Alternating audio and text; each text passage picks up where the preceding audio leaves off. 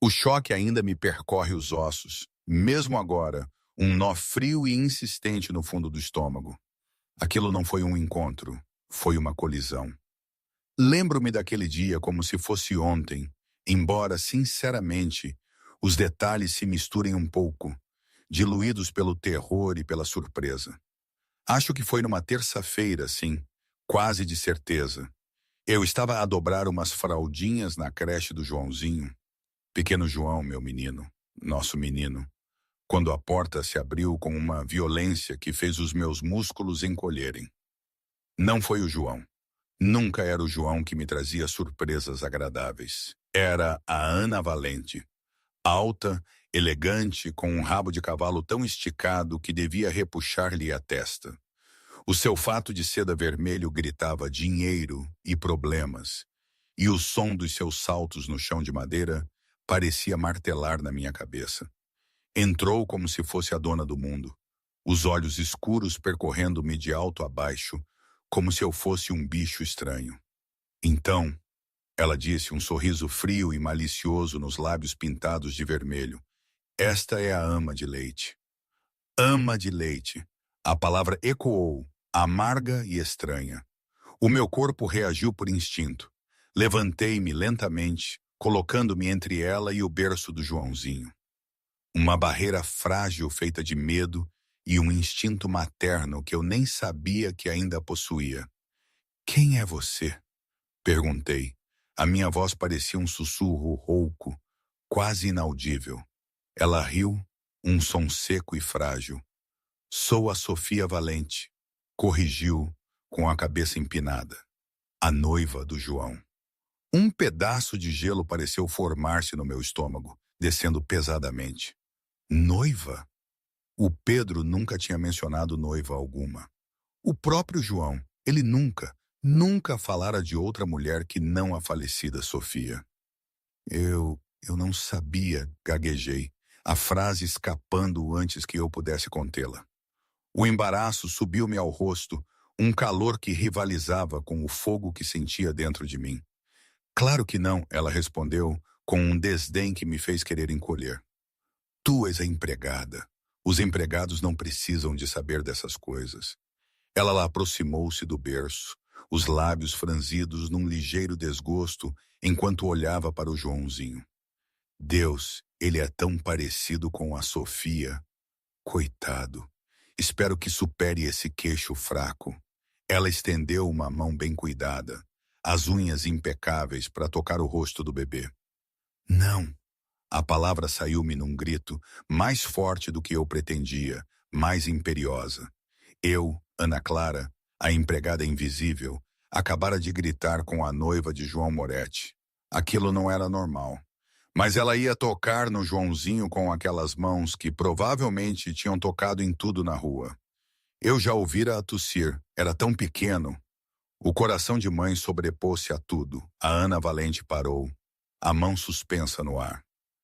Virou-se devagar para mim, os olhos a faiscar. "Desculpa."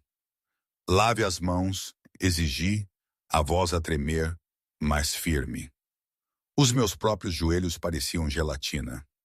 "Ele tem o sistema imunitário fraco. Não o pode tocar com mãos de rua." Ela soltou uma gargalhada, um som frio e metálico, completamente desprovido de humor. "Tu achas que podes dar-me ordens na casa do meu futuro marido? Escuta bem, vaca de ordenha.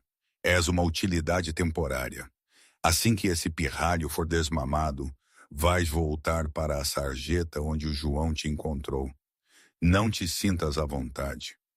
Ela deu um passo à frente, invadindo o meu espaço pessoal, fazendo-me recuar ligeiramente. "E não olhes para o João." Eu vi a maneira como os empregados olham para ele. Ele é um rei. Tu és pó. Lembra-te disso. "Sai!"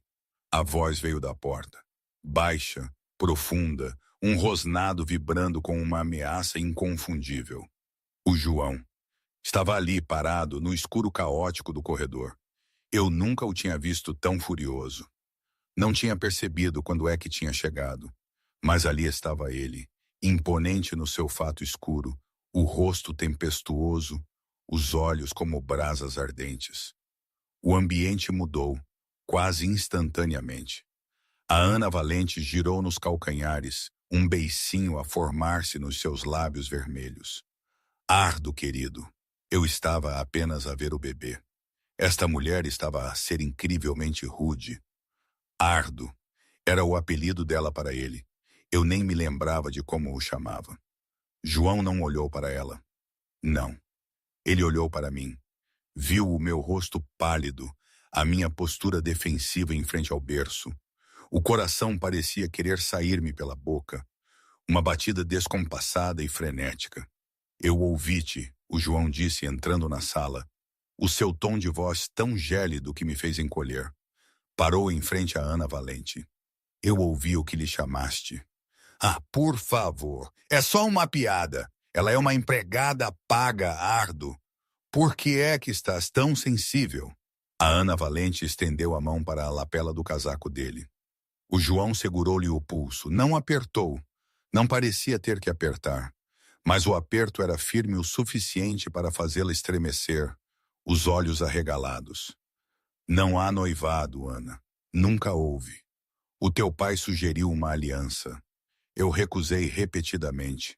Mas, continuou João, a voz caindo uma oitava, e a Ana não é a empregada. Ela é a mãe do meu filho neste momento. Ela alimenta-o, ela conforta-o, ela dá-lhe o que eu não posso. Isso faz dela família. E nesta casa nós não insultamos a família. Ela puxou a mão de volta, o rosto vermelho de humilhação e raiva. Estás a escolher uma empregada em vez da família Valente? O meu pai não vai gostar, João. Nós controlamos os sindicatos. Tu precisas de nós. Não preciso de ninguém que desrespeite a minha casa, rosnou o João. O Pedro vai escoltar-te. Se alguma vez puseres os pés perto do meu filho ou da Ana novamente, eu esquecerei que sou um cavalheiro. A Ana Valente olhou para mim com puro veneno. Isto não acabou, sibilou. Saiu furiosa, roçando no Pedro, que estava à espera no corredor com uma expressão estoica, como sempre. Era como se nada o surpreendesse. O João exalou lentamente, ajustando os punhos do casaco. Virou-se para mim.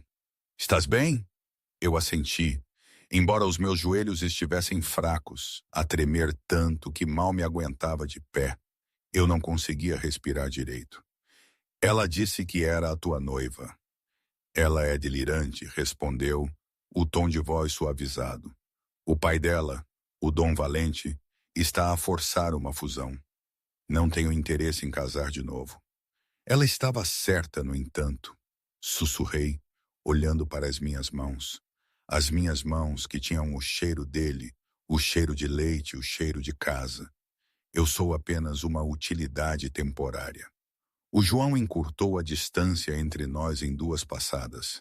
Colocou um dedo sob o meu queixo e inclinou a minha cabeça para cima, até que fui forçada a olhar para os seus olhos obsidianos. A intensidade do seu olhar queimava-me. Parecia perfurar a minha alma. Tu és a única coisa real em toda esta vida desgraçada, disse ele com ferocidade. Nunca deixes que te façam sentir pequena. Tu seguras o futuro da família Moretti nos teus braços. Isso faz de ti uma rainha, Ana, não uma serva. Por um segundo, o ar entre nós crepitou com uma tensão não dita. A proximidade, o cheiro dele, uma mistura de charuto, pólvora e um sabonete caro, uma fragrância inebriante e perigosa, preencheu os meus sentidos. O meu coração batia tão forte que podia jurar que ele ouvia. O mundo encolheu para apenas nós dois. Aquele olhar intenso, o calor da sua mão no meu rosto. Mas o encanto quebrou-se quando o Joãozinho mexeu-se no berço, soltando um choro suave, um som familiar que me puxou de volta à realidade. O João recuou, a máscara de chefe voltando ao lugar. Mas eu tinha visto as rachaduras no granito, a vulnerabilidade sob a superfície impenetrável, e com uma certeza assustadora, soube que estava a apaixonar-me pelo açougueiro de Lisboa. Não sabia onde é que aquilo ia dar, nem se fazia sentido. A minha vida antes daquilo, Nem me lembro de como respirava. Era um nevoeiro constante, uma dor que não me dava trégua. 2 meses antes de chegar à Quinta Moretti, na costa perto de Sesimbra, eu era apenas Ana Clara. Tinha um emprego na pastelaria, o meu Tiago ao meu lado e um bebê a caminho, a minha pequena Margarida.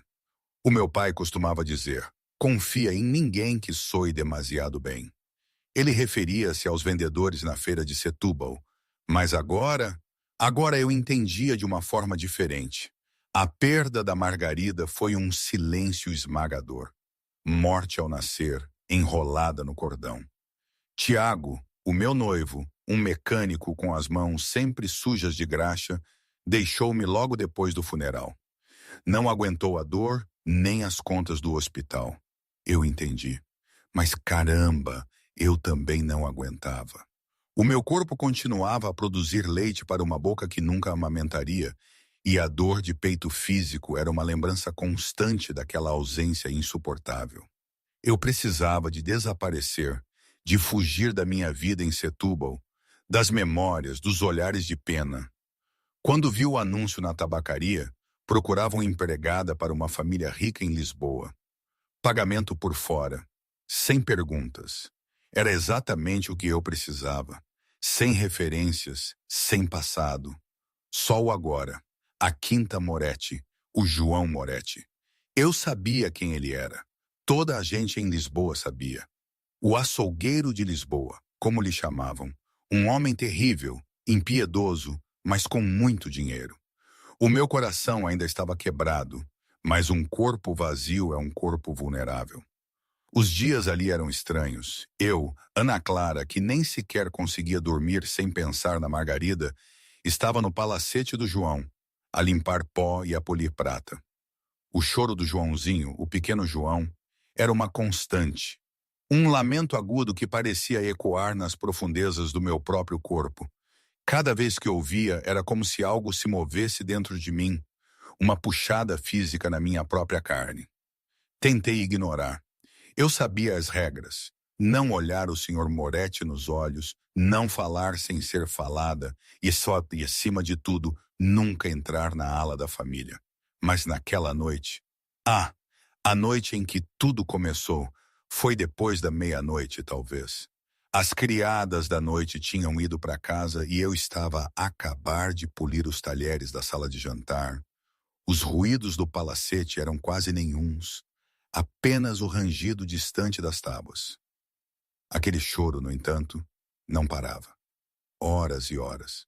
Parecia invadir-me, perfurar-me, até chegar ao mais fundo da minha alma, aos restos da minha própria dor. Sentia-o nas minhas veias, nas minhas próprias mamas inchadas e doloridas. Era como se o meu corpo me estivesse a implorar para fazer algo. Foi um impulso, um instinto primitivo que sobrepôs toda a lógica, todo o medo, todas as regras. O palacete estava silencioso, exceto pelo choro do bebê. Eu sabia que as amas tinham desistido. O Pedro, o chefe dos seguranças, dissera que era a terceira naquele mês. O menino não aceitava a mamadeira. Estava a definhar. E o João, o seu pai, era uma sombra de homem, enterrado na dor e na pólvora. Subi as escadas, os meus pés quase sem fazer barulho no tapete espesso. Cada passo parecia levar-me para um destino desconhecido. A porta do quarto de criança estava entreaberta. E de lá vinha não só o choro, mas um murmúrio. Uma melodia suave. A minha canção de embalar da avó. Entrei, sem pensar nas consequências, apenas no calor do instinto. Ele estava ali sozinho, vermelho e aos berros no berço. Sem pensar, agarrei-o nos braços, aninhando-o. O meu corpo, ainda confuso, ainda em luto, ainda produzia sustento para uma criança que estava sepultada no cemitério dos Prazeres, em Lisboa. Sentei-me na cadeira de baloiço, a mesma onde a Sofia, a mãe dele, costumava sentar-se. O cheiro dela, um misto de baunilha e jasmim, ainda persistia no quarto. Olhei para o pequeno Joãozinho, aquele bocado de gente que parecia faminto por carinho. Lembro-me do calor dele, do corpo macio e de como o meu próprio corpo reagiu. O leite desceu, uma onda de alívio e dor. Ofereci-lhe o meu seio. Ele não hesitou. Agarrou-se com uma avidez que me partiu o coração e o remendou ao mesmo tempo. Era o ato mais íntimo, mais primitivo que eu alguma vez tinha partilhado. Um ato que eu pensara ter sido roubado para sempre. Cantei-lhe a canção da minha avó. Você é o meu sol. Ouvem-se passos nas escadas. Não foi o Pedro. Não, era o João. O medo gélido e pontiagudo subiu-me pelo peito. Silêncio era pior do que gritos, porque silêncio significava que algo estava errado. Ele entrou, a arma na mão, os olhos escuros e cheios de fúria. E ali estava eu, uma mera empregada com o filho dele ao peito, a fazer o impensável. Eu vi o horror no rosto dele. Vi a dor misturada com a raiva. Ele devia estar a ver a Sofia, a mulher que perdera, a ser substituída. A cara dele era de um fantasma. O que estás a fazer? Rosnou, a voz a soar como pedras a moer. Eu encolhi-me.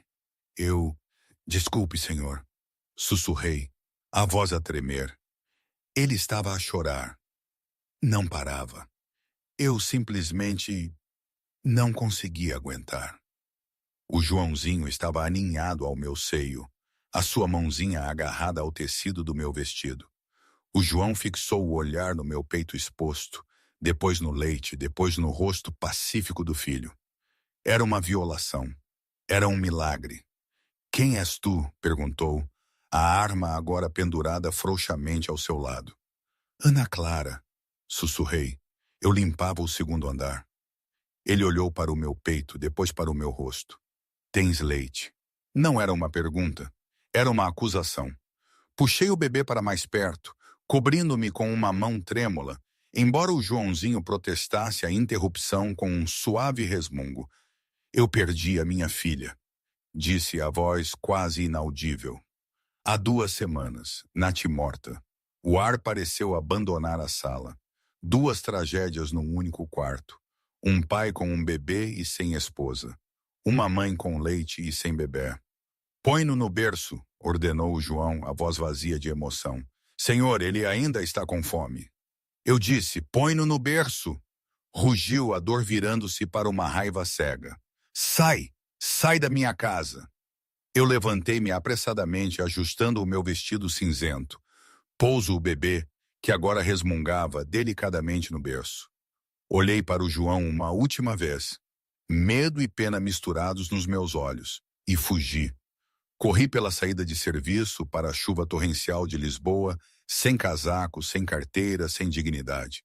Acabei por cair, tremendo violentamente, debaixo do toldo de uma pastelaria fechada a 3 quarteirões de distância. A chuva fria misturava-se com as lágrimas quentes que escorriam pelo meu rosto. Burra, burra, burra, por que é que eu tinha feito aquilo? Eu sabia as regras. O choro, no entanto, tinha sido mais forte do que tudo. Ana, uma carrinha preta parou junto ao passeio, salpicando água nos meus tornozelos. A janela baixou. Era o Pedro Teixeira, o Pedro do João. Encolhi-me contra a parede de tijolos. Por favor, eu não vou dizer nada. Juro, deixe-me ir. O Pedro olhou para mim, a sua expressão ilegível. Entra. Não, o chefe quer ver-me. Ele despediu-me. Ele tinha uma arma. Ele também tem um bebê a berrar, disse o Pedro secamente. E tu pareces ser a única solução. Entra no carro, Ana, a não ser que queiras morrer de frio aqui fora. Hesitei. Não tinha para onde ir. A renda do meu quarto estava atrasada. Tinha 11 euros no bolso. E uma parte traiçoeira do meu coração admitia que eu queria ter certeza de que o bebê estava bem. Abri a porta e subi para o interior quente e luxuoso do carro. A viagem de volta ao palacete foi silenciosa. O Pedro não perguntou o que tinha acontecido e eu não ofereci detalhes. Quando chegamos, a atmosfera na casa tinha mudado. Estava frenética. Os empregados corriam de um lado para o outro, aterrorizados. O choro do andar de cima era agora um som rouco, exausto, doloroso de ouvir. O Pedro conduziu-me escada acima, passando pelos seguranças que me olhavam com curiosidade. Abriu a porta do quarto de criança. O João andava de um lado para o outro como um tigre enjaulado.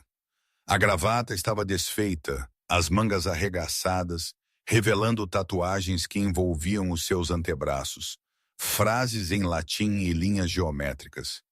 Parou quando me viu. A raiva tinha desaparecido, substituída por uma exaustão desesperada e vazia. Ele não quer comer, disse o João. Não cumprimentou, não pediu desculpa, apenas apontou para o berço. Avancei cautelosamente. Senhor Moretti. João, corrigiu ele, embora o seu tom fosse cortante. O meu nome é João. João, testei o nome. Parecia perigoso na minha boca. Eu não posso. Eu não sou ama de leite. Sou uma empregada. Não me importo com títulos. O João foi até a uma mesa lateral e pegou numa pilha de dinheiro. Devem ter sido 5.000 euros. Estendeu-os para mim. Alimenta-o. Olhei para o dinheiro, depois para ele. Não sou prostituta, senhor Moretti. Não pode simplesmente comprar o meu corpo. Os olhos do João estreitaram-se. Estou a comprar um serviço. O meu filho lhe está a morrer de fome. Tu tens o que ele precisa. Isto é uma transação. Para mim não é uma transação. A minha voz elevou-se, surpreendendo-me a mim mesma. É luto. Perdi o meu bebê. Fazer isto dói. Lembra-me do que não tenho. O João ficou imóvel. Pela primeira vez ele olhou mesmo para mim. Viu as olheiras debaixo dos meus olhos, o tremor das minhas mãos, a bainha desfiada do meu vestido. Reconheceu o olhar nos meus olhos. Era o mesmo olhar que ele via no espelho todas as manhãs. Lentamente ele baixou o dinheiro. Eu sei, disse ele calmamente. Eu sei o que é olhar para uma criança e ver um fantasma. A vulnerabilidade na sua voz desarmou-me. O monstro tinha desaparecido. Este era apenas um pai. Passei por ele e fui até o berço. Peguei no Joãozinho. Ele estava quente, o rosto vermelho e manchado. Assim que sentiu o meu calor, virou a cabeça, procurando o meu peito. Sentei-me na cadeira de balouço. Olhei para o João. Vira-te. Ele não discutiu. Virou as costas, de frente para a janela e a chuva. Eu ajeitei o meu vestido e deixei o bebê agarrar-se. O silêncio que se instalou na sala foi instantâneo e profundo. Era um silêncio sagrado. Ele está a comer? Perguntou o João de frente para a janela. Sim, sussurrei. As lágrimas picaram os meus olhos novamente. Mas eram lágrimas de alívio. O meu corpo finalmente tinha um propósito. A dor do meu peito, agora cheio e tenso, diminuiu. Ficamos assim por 20 minutos. A chuva, o ritmo da respiração do bebê e os dois adultos desfeitos na sala. Tu ficas, disse o João, as costas ainda viradas. Senhor? Não limpas mais, não lavas chão. Vives aqui na suíte de hóspedes, ao lado do quarto de criança. Tu cuidas do João. Senhor Moretti, eu não posso. 10.000 euros por mês, ele interrompeu. Assistência médica completa e privacidade. Ninguém te incomoda. Só respondes a mim. Era uma quantia que mudaria a minha vida. Era segurança, mas também era uma armadilha. Viver na casa dos Moretti, ser a ama pessoal do chefe, e o que aconteceria quando o meu leite secasse? Quando ele não precisar mais de mim? Perguntei baixinho, sentindo o medo arrepiar-me a espinha. O João virou-se, olhou para mim a segurar o filho dele. Pela primeira vez em meses, o nó no seu peito afrouxou ligeiramente. Depois, atravessaremos essa ponte, disse ele. Mas agora tu és a pessoa mais importante nesta organização, Ana Clara, porque estás a manter o herdeiro vivo. Ele caminhou até a porta. O Pedro trará as tuas coisas. Bem-vinda à família. Quando a porta se fechou com um clique, olhei para o Joãozinho. Estava a dormir, bêbedo de leite e em paz. Em que nos metemos, meu pequeno? Sussurrei. Eu ainda não sabia. mas não tinha apenas aceite um emprego. Tinha entrado no centro de um alvo. A transição de empregada invisível para a mulher mais protegida de Lisboa foi algo brutal.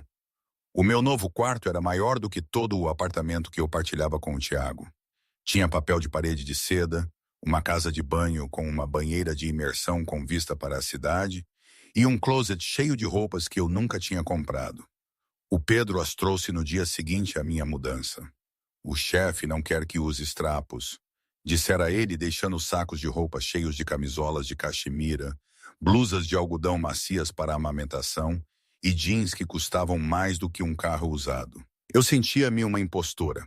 Passava os meus dias na creche a embalar o Joãozinho, a cantar-lhe as canções que tinha aprendido com a minha própria avó e a andar de um lado para o outro. O bebê estava a prosperar. As suas bochechas estavam a encher, a vermelhidão desbotava para uma pele cremosa, saudável e pálida. Era uma criança linda, possuindo uma solenidade que lembrava o seu pai. O João era um fantasma na sua própria casa. Saía antes do amanhecer e voltava muito depois de eu ter deitado o Joãozinho. Mas a sua presença estava em todo o lado. Estava nos guardas posicionados no final do corredor. Estava nas flores frescas que apareciam na mesa do quarto todas as manhãs. Lírios brancos, os favoritos da Sofia. Passou uma semana antes de eu o ver novamente. Era tarde, depois da meia-noite. Eu estava na cozinha, à procura de um copo de água. Vestia um dos hobbies de seda que o Pedro tinha providenciado. Um azul pálido que parecia água contra a minha pele. Virei à esquina e quase dei de caras com uma parede de músculos. O João estava ao lado do frigorífico aberto, uma garrafa de cerveja na mão. Estava sem camisa. Prendia a respiração, um som áspero escapando dos meus lábios secos, enquanto o meu coração parecia saltar-me do peito, batendo contra as costelas como um pássaro enjaulado. Dei um passo para trás, os meus olhos involuntariamente percorrendo o seu corpo. Ele era terrivelmente musculoso, um mapa de cicatrizes e músculos.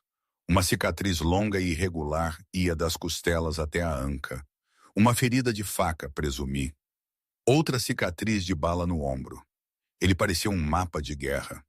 Eu não sabia que estavas em casa, gaguejei, apertando o hobby à volta do meu pescoço. O João não se moveu.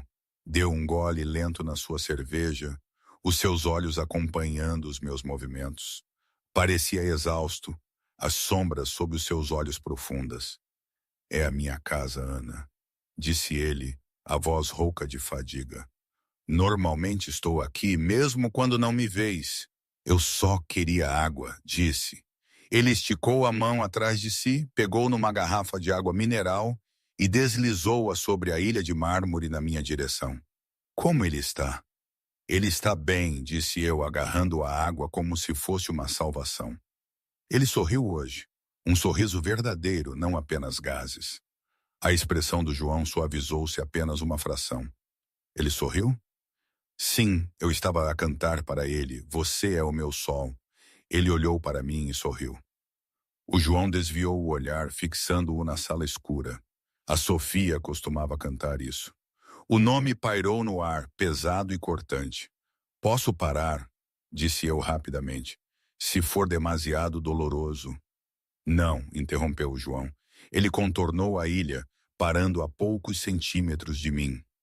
Cheirava a fumo de charuto, pólvora e um sabonete caro. O perfume era inebriante e perigoso. Continua a cantar. Ele precisa de se lembrar dela, mesmo que eu não aguente. Ele estendeu a mão, pairando perto do meu rosto. Por um momento pensei que ele me ia tocar na bochecha. O meu coração batia num ritmo frenético contra as minhas costelas. Eu já não tinha medo dele. Estava a sentir algo completamente diferente. Algo quente e magnético que eu não tinha o direito de sentir por um homem como ele. Mas ele puxou a mão para trás. Vai para a cama, Ana. Não é seguro para te andares a vaguear por aqui. Seguro de quê? Perguntei, encorajada pela hora tardia. Tens guardas em todas as portas.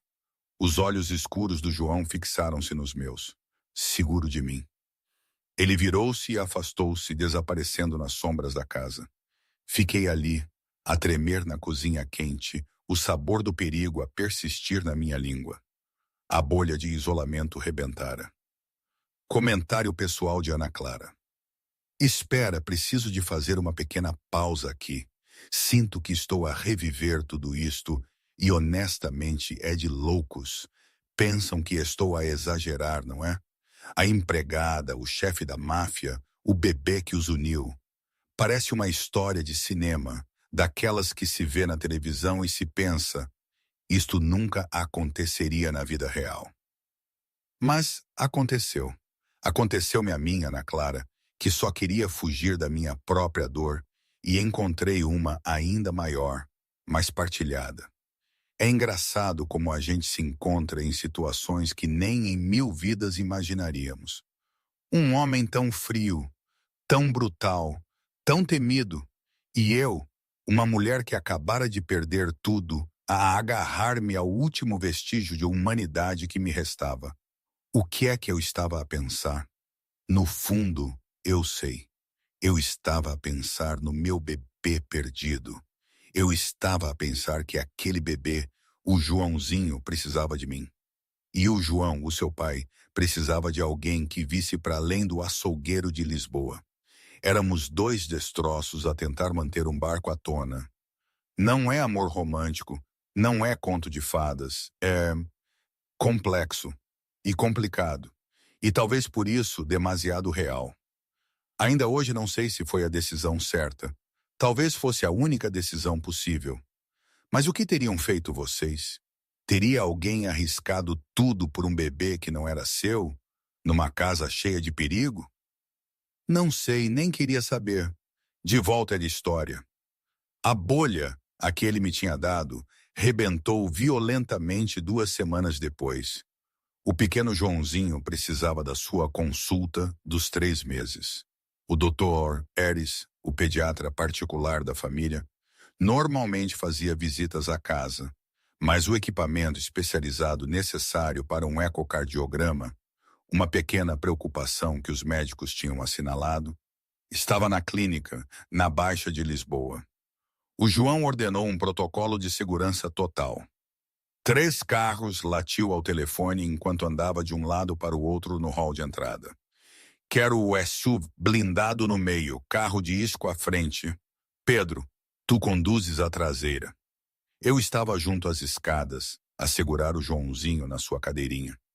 Vestia um simples vestido azul marinho e um gabardine. Sentia-me ridícula entre os homens em equipamento tático, com as suas espingardas de assalto. É mesmo necessário tudo isto? Perguntei quando o João desligou. É só uma consulta médica. O João caminhou até mim, verificando as alças da cadeirinha do Joãozinho com detalhes obsessivos.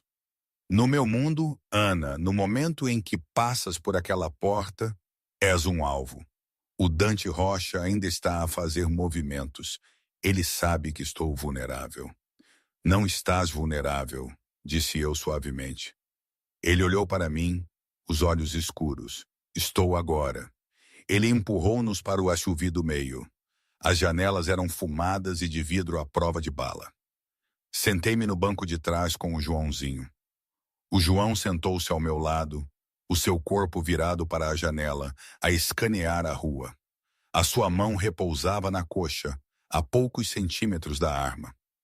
A viagem até a clínica foi tensa, mas sem incidentes. A cidade passava numa névoa cinzenta de chuva e betão. A consulta correu bem. O sopro desaparecera. O Joãozinho estava perfeitamente saudável. Senti um peso a sair do meu peito. Eu estava a sorrir enquanto saíamos da parte de trás da clínica, em direção ao beco onde o comboio esperava. Ele está perfeito, disse eu ao João, que me protegia da garoa com um enorme guarda-chuva preto. O Dr. Torreires disse que ele está no percentil 91 para a altura. O João sorriu, um sorriso genuíno que enrugou os cantos dos seus olhos. Um gigante como o pai. Estávamos a 3 metros do carro quando o mundo explodiu. Uma carrinha que guinchava pelo beco bateu de lado no carro da frente enviando-o para a parede de tijolos. Metal gritou contra metal. Emboscada! O Pedro gritou do veículo traseiro. Tiros irromperam instantaneamente. O pop, pop, pop das armas automáticas ecoou pelas paredes estreitas do beco. Ensurdecedor. O João não hesitou. Não caiu no chão. Não procurou a arma. Ainda não. Agarrou-me e atirou-me para a porta aberta do SUV blindado, empurrando-me para o chão. Fica aí! Rugiu, batendo a porta pesada. João! Gritei, agarrando a cadeirinha do carro, protegendo o Joãozinho com o meu próprio corpo enquanto as balas batiam no vidro blindado como granizo. Lá fora era o caos. Através da janela, vi o João a mergulhar atrás de um contentor de lixo com a sua bereta sacada. Estava a disparar com uma precisão aterrorizante. 2 homens de balaclava caíram. O Pedro e os outros guardas estavam a responder ao fogo, criando uma parede de chumbo entre os atacantes e o carro. Mas eram demasiados. Uma segunda carrinha bloqueou a saída do beco. Homens com espingardas de assalto saíram. Usavam bandanas vermelhas. Soldados do Dante Rocha. Tirem-nos daqui! O João gritou para o motorista do nosso SUV, um miúdo chamado Marco. Não consigo, chefe, estamos encurralados!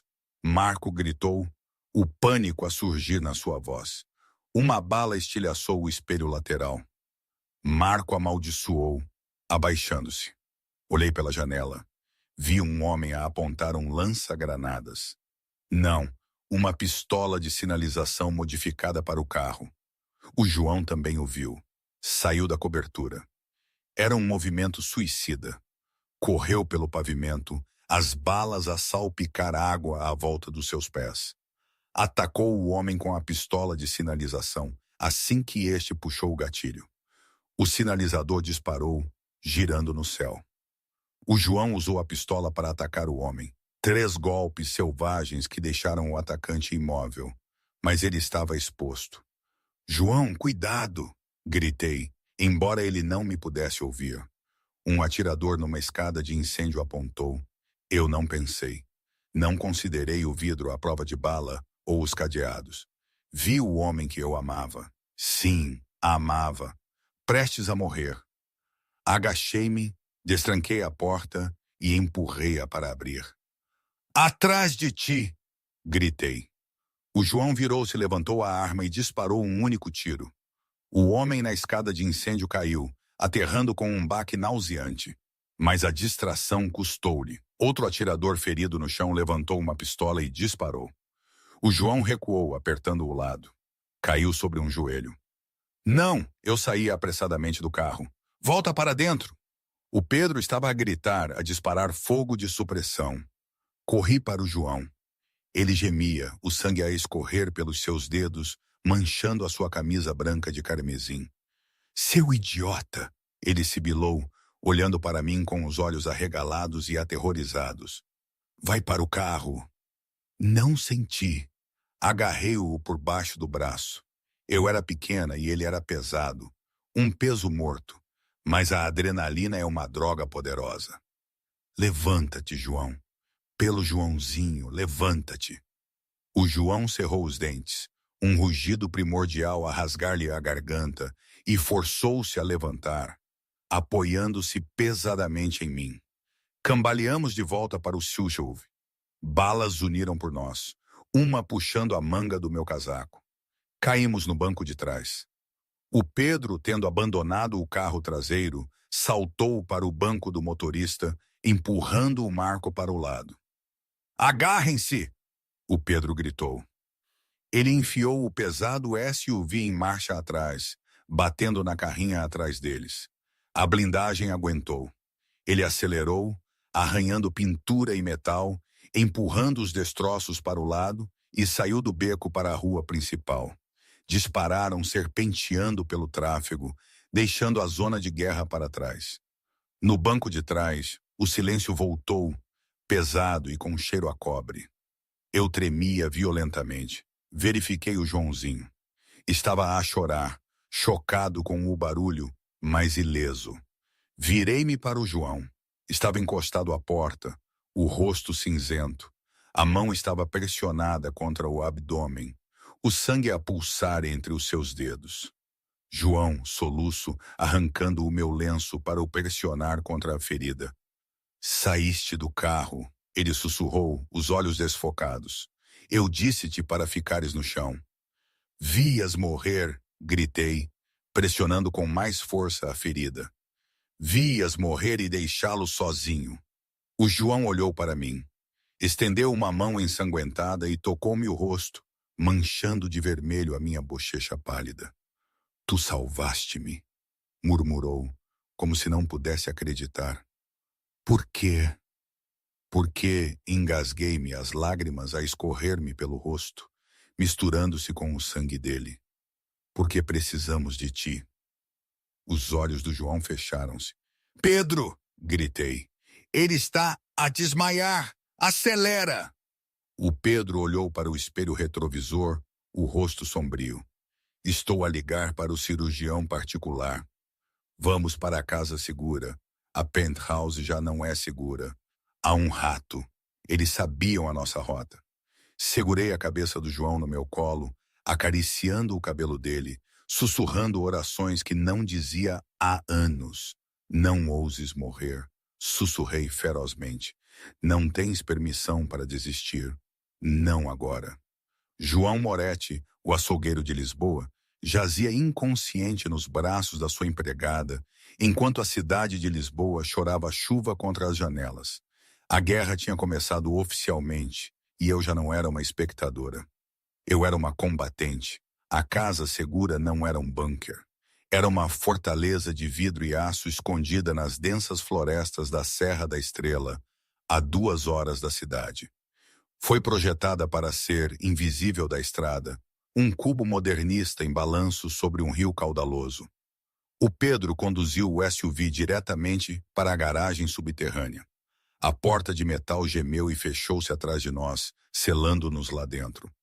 Peguem no kit médico, o Pedro gritou para os guardas que já estavam ali. Liguem para o Dr. Esteves na linha segura. Digam-lhe que temos um código vermelho. Ferida abdominal, perda de sangue abundante. Saí apressadamente do banco de trás. O meu vestido estava arruinado, endurecido com sangue seco que não era meu.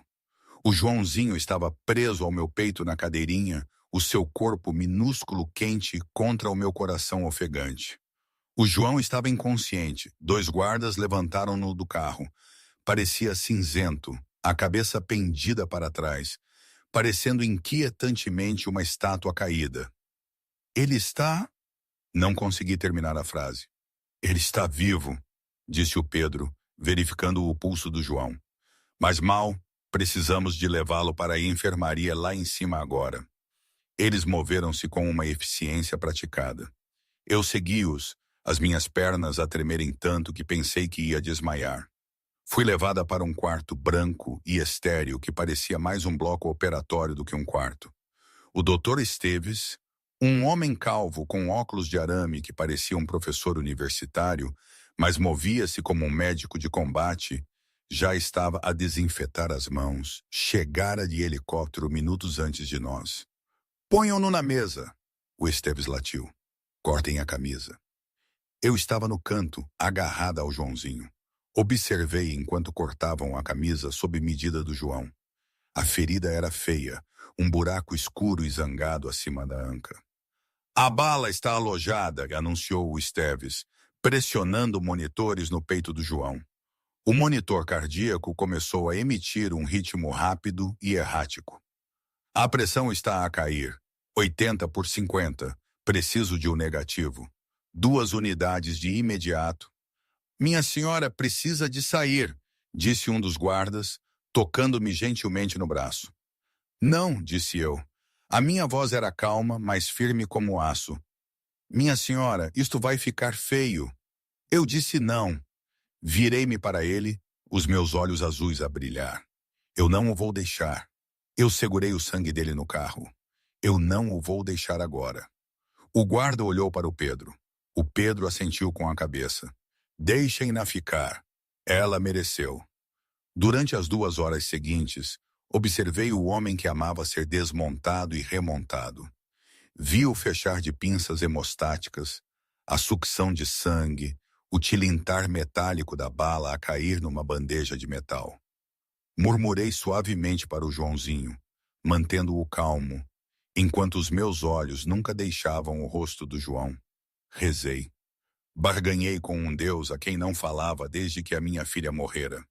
Tira tudo o resto, supliquei em silêncio.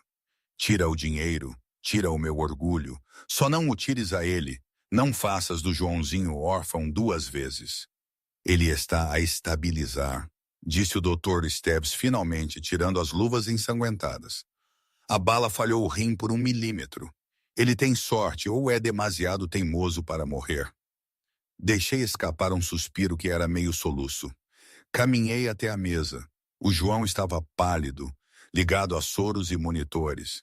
Mas a subida e descida do seu peito era constante. Ele precisa de descansar, disse o Esteves.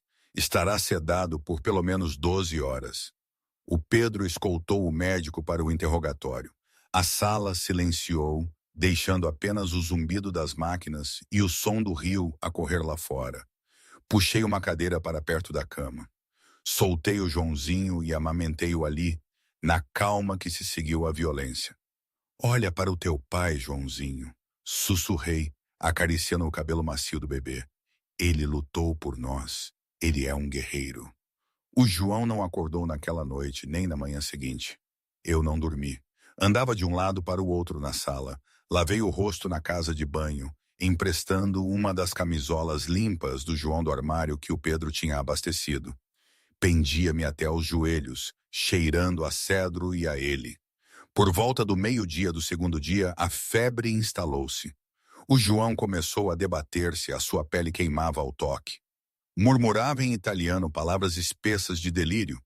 Sofia, não, o carro, parem o carro. Torci um pano frio e pressionei-o na testa dele. Shhh, João, tá tudo bem, estás seguro. Ele agarrou-me o pulso, o seu aperto era surpreendentemente forte, os olhos voando abertos. Mas ele não me estava a ver. Estava a ver fantasmas. Não me deixes, rosnou, os olhos selvagens e vítreos. Toda a gente parte. Não vás para a escuridão. Não vou a lado nenhum, prometi, inclinando-me, afastando o cabelo úmido da sua testa. Estou aqui. Eu fico. Ana! A sua voz quebrou. O reconhecimento cintilou na névoa da febre. Sim, sou a Ana, o bebê. Ele está a dormir, está seguro. O João soltou um suspiro trêmulo. Puxou a minha mão para baixo, pressionando-a contra o seu peito, exatamente sobre o seu coração batendo. Tu no carro, tu salvaste-me. Tu salvaste-nos primeiro. Por quê? Perguntou novamente. A pergunta lhe persegui-lo mesmo no seu delírio. Eu sou um homem mau. Fiz coisas terríveis. Não vejo um homem mau. Sussurrei, o meu polegar acariciando a parte de trás da sua mão. Vejo um pai. Vejo o homem que me deu um lar quando eu não tinha nada.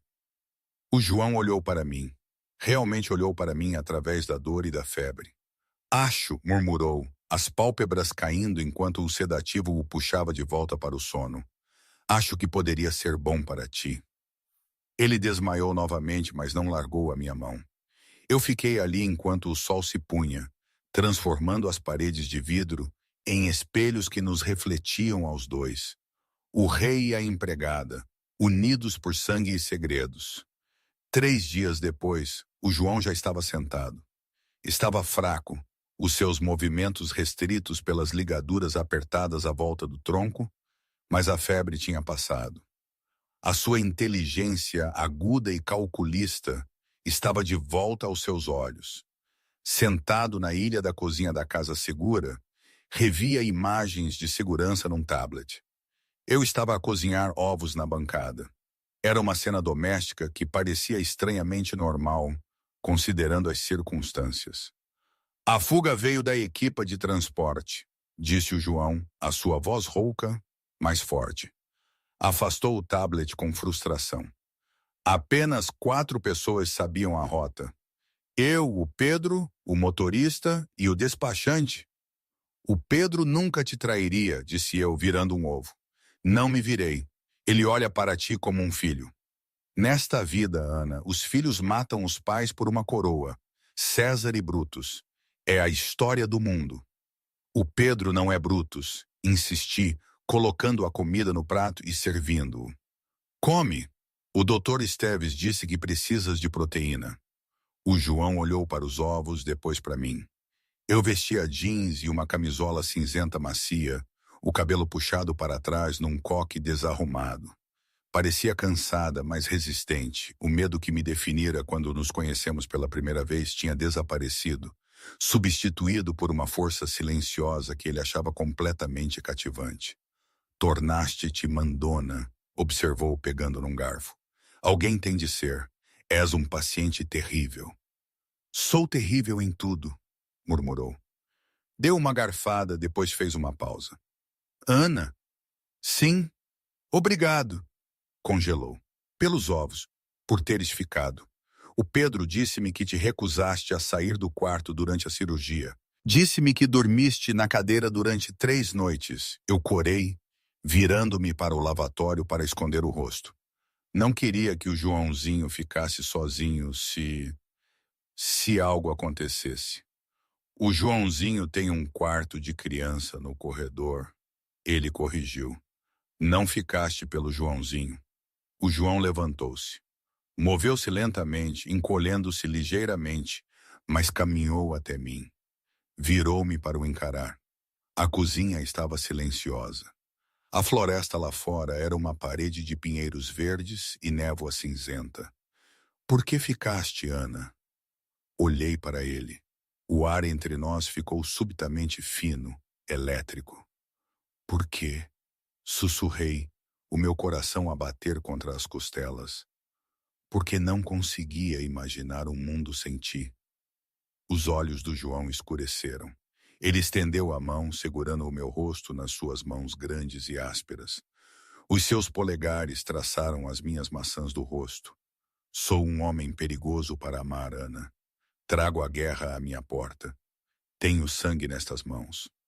Eu sei, disse, inclinando-me para o seu toque. Mas também tem gentileza. Eu já a vi. Se atravessares esta linha, advertiu, a voz baixa e rouca, não há volta a andar. Tu tornas-te completamente minha. E eu protejo o que é meu com uma violência que te vai assustar. Não tenho medo, respirei. O João gemeu baixinho na garganta e baixou a cabeça. O beijo não foi gentil. Foi faminto, desesperado, uma colisão de 2 almas que estavam sedentas por conexão. Ele sabia a café e desejo. Eu sabia a esperança. Ele puxou-me para mais perto, sibilando de dor quando a sua ferida esticou, mas recusando-se a soltar. Envolvi os meus braços em volta do seu pescoço, com cuidado para não tocar na ferida, despejando cada grama dos meus sentimentos não ditos no beijo. Por um momento, a máfia, as armas, a família Rocha, tudo desapareceu. Havia apenas isto, o calor dele, a barba por fazer contra a minha pele. O som da pesada porta de segurança a abrir-se bruscamente no andar de baixo quebrou o momento. O João interrompeu o beijo instantaneamente, a mão voando para a arma escondida debaixo do balcão. Empurrou-me para trás dele. Fica para trás, ordenou. O Pedro irrompeu na sala. Parecia desgrenhado, o rosto esmurrado, os nós dos dedos ensanguentados. Arrastava um homem pela gola da camisa. Era o Marco, o jovem motorista. O Marco chorava, o rosto uma máscara de terror.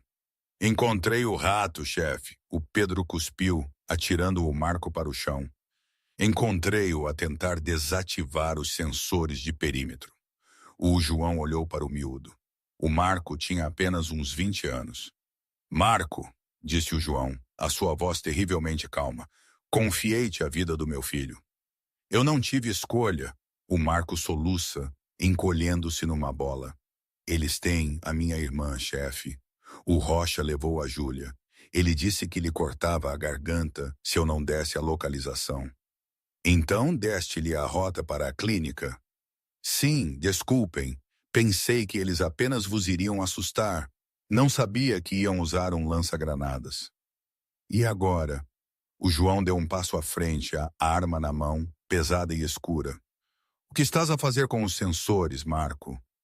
Ele mandou-me baixar os escudos, o Marco sussurrou. Ou a Júlia morre hoje. O João ficou imóvel. O Pedro ficou imóvel. Se estavas a baixar os escudos, perguntou o João lentamente, isso significa que eles já estão aqui. Como se estivessem a dar a deixa, uma sirene uivou, o alarme de proximidade. Violação do perímetro! O Pedro gritou, puxando a sua arma. Setor 4, a floresta! O João agarrou o Marco pela camisa, puxando-o para cima. De onde vem? De todo o lado! O Marco chorou. Ele trouxe toda a gente. O Rocha está aqui em pessoa. Ele quer acabar com isto. O João empurrou o Marco para o Pedro. Tranca-o na sala de pânico. Se sobrevivermos, decidirei se ele vive ou morre. Virou-se para mim. A ternura de momentos antes desaparecera, substituída pela resolução endurecida do chefe. Pega no Joãozinho, ordenou. Vai para a sala de pânico na cave. Não abras a porta a ninguém que não seja eu ou o Pedro. Percebes? João, não podes lutar. Agarrei-lhe o braço. Os teus pontos. Posso lutar, disse ele, verificando a munição da sua arma. E vou lutar porque tu estás nesta casa. Beijou-me a testa, um selo duro e rápido de uma promessa. Vai. Corri. Disparei pelo corredor até a creche, agarrei o Joãozinho do berço e segurei o saco das fraldas. Enquanto corria para as escadas da cave, a primeira janela estilhaçou-se. Estilhaços!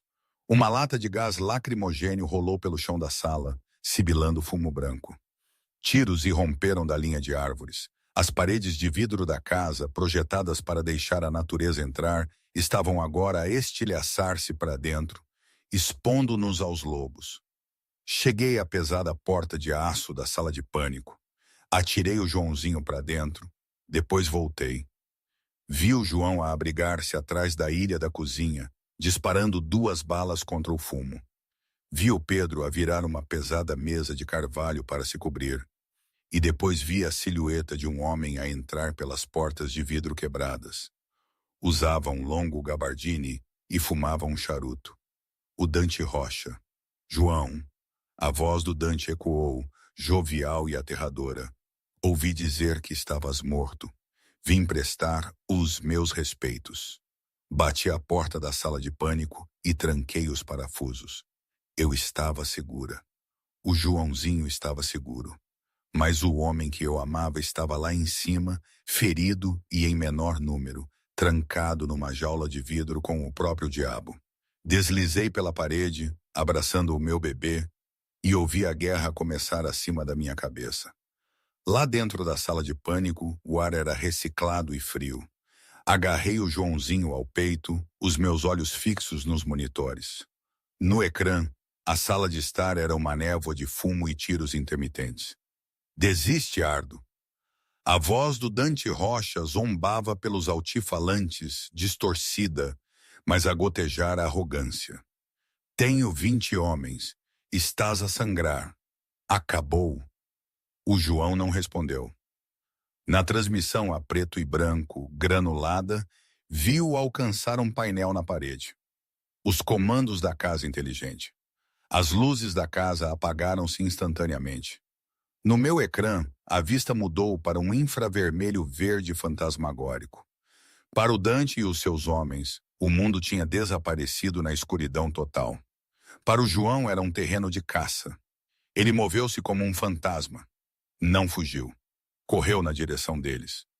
Um por um, os mercenários do Dante caíram, neutralizados por uma sombra que não conseguiam ver.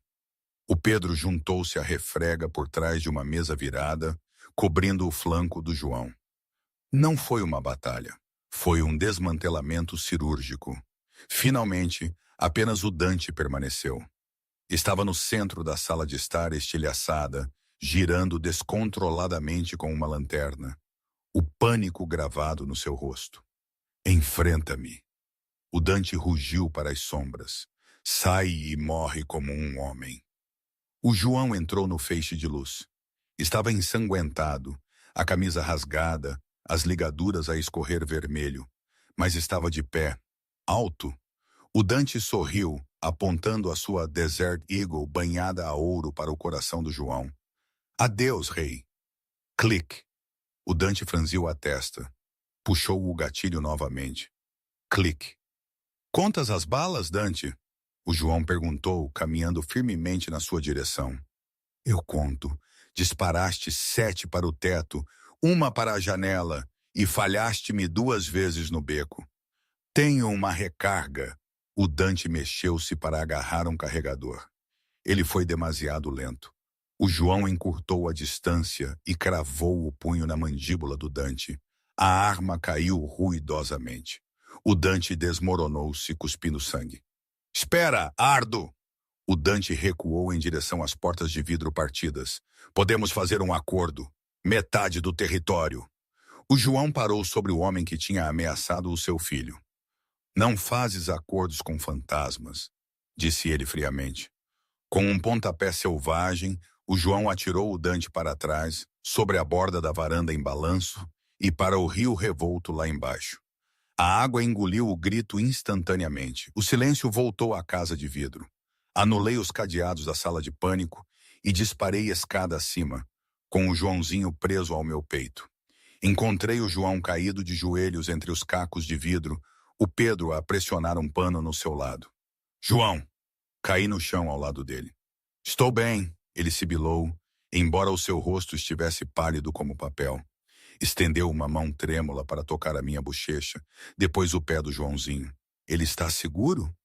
Sim, solucei, as lágrimas misturando-se com a chuva que entrava. Estamos todos seguros. O João soltou um longo suspiro, descansando a testa contra as minhas. A guerra tinha acabado. Então leva-me para casa, Ana. Estou farto de lutar. 1 ano depois, a Quinta Moretti já não era uma fortaleza. Era um lar.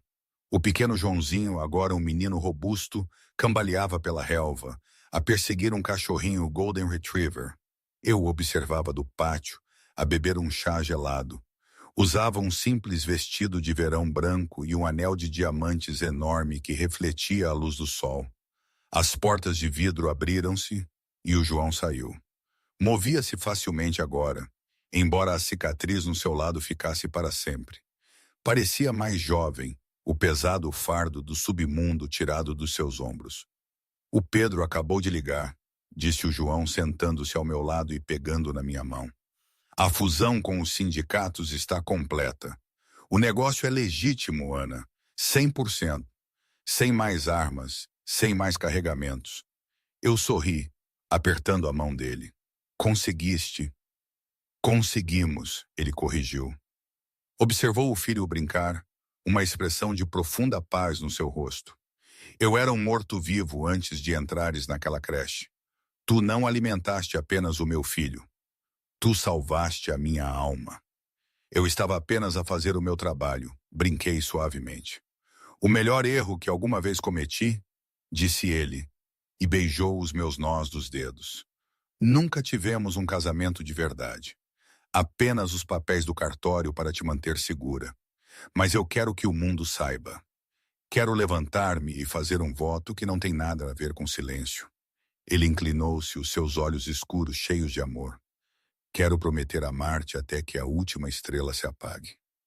Sorri contra os seus lábios. A viúva, a empregada e o bebê. Éramos um mosaico estranho e quebrado que se encaixava perfeitamente. Acho, sussurrei, que gostaria muito disso. E hoje? Ainda não sei. Às vezes, penso que foi a melhor coisa que me podia ter acontecido. Outras vezes, penso que cometi um erro, que me meti numa confusão da qual não havia volta. Provavelmente ambas as coisas. A vida é assim, não é? Nada é claro, nada é perfeito. Mas é a minha vida, é a nossa vida, e o Joãozinho é a prova de que, mesmo nas ruínas, pode nascer algo bonito e inesperado. Aquilo que chamo lar agora não tem certezas absolutas, mas tem um pulsar forte e verdadeiro. E talvez isso seja o suficiente.